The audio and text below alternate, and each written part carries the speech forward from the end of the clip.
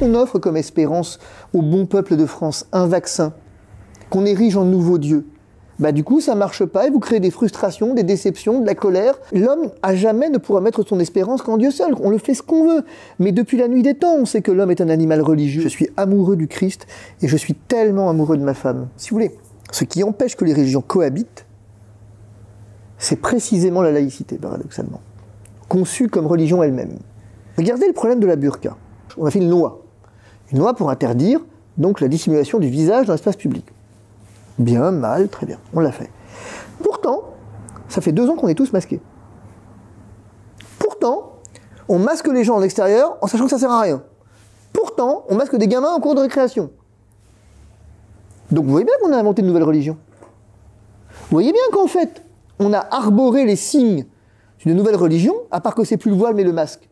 Mais le voile intégral pose un problème à la République, mais le masque n'en pose aucun. Alors évidemment, c'est pour des raisons sanitaires. Non, aucune. C'est pas vrai. C'est pas vrai. La démonstration a été faite de manière parfaite. Le HCSP l'a dit, que le masque à l'extérieur n'avait aucune utilité. On voit bien qu'à un moment donné, ce que nous refusons aux religions, nous l'accordons nous-mêmes comme religion, depuis la nuit des temps, mais plus particulièrement depuis la Révolution française. Nous avons ce désir de reléguer la religion dans le rang de l'espace privé. Ça marche pas, mais on continue. Mais c'est normal, on est français. Tout ce qui marche pas, on le continue. Et tout ce qui marche, on l'arrête. Sinon, c'est pas drôle. C'est pas les religions qui ont besoin de l'État. C'est l'État qui a besoin des religions.